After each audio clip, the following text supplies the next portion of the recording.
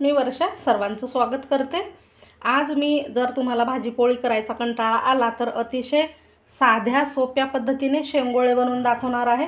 कमी साहित्यामध्ये आणि पोटभर असे हे शेंगोळे आहेत बघा। तर यामध्ये कणिक घेतलं आहे, जे आपण चपातीसाठी पीठ दळून आणतो तेच पीठ घेतलं आहे। 3 वाट्या पीठ घेतलं आणि अर्धी वाटी बेसन पीठ घेतलं आहे मी यामध्ये। तुम्ही ज्वारीचं पीठ देखील टाकू शकता।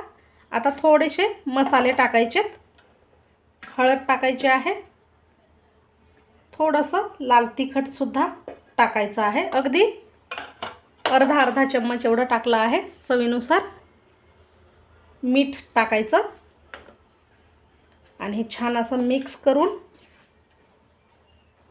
थोडं थोडं पाणी टाकून याचा घट्टसर गोळा तयार करून घ्यायचा आहे। झटपट होतात हे शेंगोळे आणि खायला चवदार सुद्धा लागतात। तर मी माझी मुलं 8 दिवसातनं 2दा तरी मला हे बनवायला सांगतात बघा। म्हणजे इतके छान, यासोबत कशाचीही गरज नाही, भाजीची किंवा चटणीची। तर असे हे मस्त पौष्टिक सुद्धा आणि खायला भन्नाट सुद्धा। फक्त याचं पीठ जे आहे ना ते घट्ट भिजवायचं आहे, पातळ अजिबात भिजवायचं नाही। जसं आपण चपातीला भिजवतो तसं न भिजवता एकदम घट्ट गोळा तयार करायचा आहे। थोडं थोडं पाणी टाकायचं लागल तसं।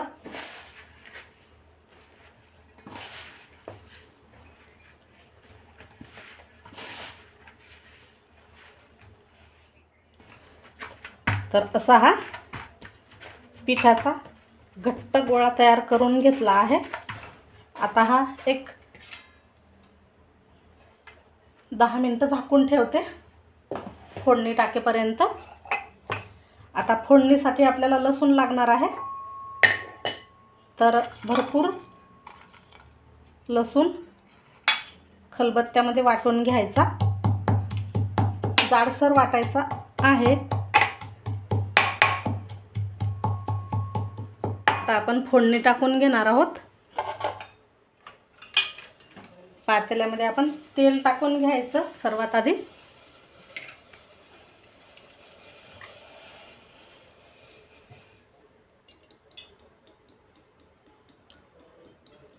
तेल थोडंसं जास्त टाका, खूप छान चव येते। आता हे तेल आपण गरम करून घेणार आहोत। तेल गरम झालंय, यामध्ये आपण 1 चम्मच जिरं टाकून घेतलं, त्यात हा ठेचलेला लसूण टाकायचा आहे। लसूण सुद्धा आपल्याला भरपूर टाकायचा।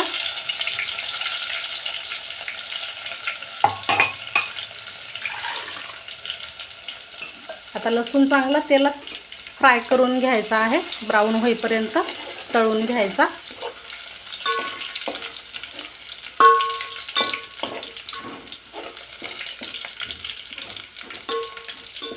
बघा, छान असा लसूण तळून झाला की थोडीशी बारीक चिरलेली कोथिंबीर टाकायची यामध्ये आणि मग हळद पावडर टाकायची, 1 चम्मच लाल तिखट टाकायचं आहे। लाल तिखट तुम्ही तुमच्या आवडीनुसार घ्यायचं आहे आणि लगेचच पाणी टाकायचं। आता चवीनुसार मीठ टाकून घेते। आपण पीठ मळता वेळेस सुद्धा मीठ टाकलेलं आहे, त्या अंदाजाने मीठ टाकायचं आणि याला आता एक चांगली खळखळून अशी उकळी काढून घ्यायची। तोपर्यंत आपण शेंगोळे बनवायला घेणार आहोत। तर इथे हे मळलेलं पीठ आहे। आता हे पीठ जे आहे ते आपण छान मुरून घेतलं आहे आणि शेंगोळे कसे करायचे मी सांगते बघा। तेलाचा हात लावायचा आहे आणि छोटं एक पीठ घेऊन हे असं शेंगोळे तयार करायचे आहेत। तुम्ही पोळपाटावर करू शकता किंवा माझ्यासारखे असे हातावर देखील करू शकता।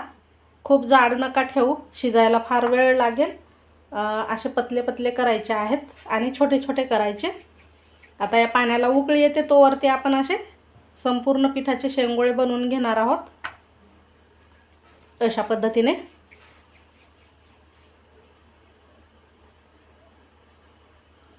आता या पाण्याला उकळी सुद्धा आलेली आहे। शेंगोळे सुद्धा मी तयार करून घेतलेत। आता या पाण्यामध्ये आपण हे सर्व एकदाच सोडणार आहोत,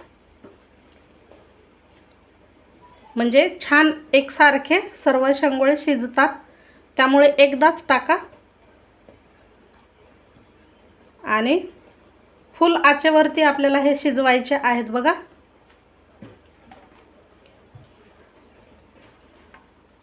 दहा ते 12 मिनिटं लागतात हे शेंगोळे शिजायला, मऊसूत होईपर्यंत शिजवायचेत। थोडासा कोथिंबीर देखील टाकते मी आत्ता आणि नंतरही टाकायचं आहे हे शिजल्याच्या नंतर। आता याला फिरवायचं नाही आहे, लगेच थोडंसं ह्याला उकळी आली या पाण्याला की मग फिरवायचे आणि 10 ते 12 मिनिटं शिजवायचे। तर इथे 10 ते 12 मिनिटं आपण हे शेंगोळे शिजवून घेतले आहे। तुम्ही इथे पाहू शकता, यामध्ये आपण असा हा रस्सा सुद्धा ठेवला आहे, थोडासा आटवून घ्यायचा आहे अजून, म्हणजे पूर्ण असे हे कोरडे न होऊ देता थोडासा रस्सा सुद्धा ठेवायचा आणि अजून आपण हे 5 मिनिटं तरी शिजवून घेऊ, नंतर खाण्यासाठी तयार होतील।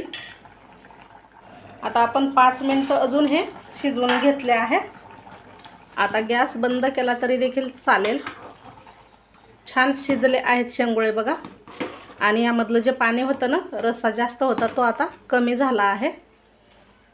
तर आता हे खाण्यासाठी तयार झाले आहेत। वरून पुन्हा कोथिंबीर टाकायची आणि मस्त खायचे आहे। गरम गरम खूप छान लागतात। तर अशा पद्धतीने, म्हणजे साध्या सोप्या पद्धतीने नक्कीच शेंगोळे करून पहा। कसे झाले मला कमेंट करून सांगा। व्हिडिओ आवडला लाईक करा, शेअर करा। भेटू अशाच छानशा झटपट आणि नवीन व्हिडिओमध्ये।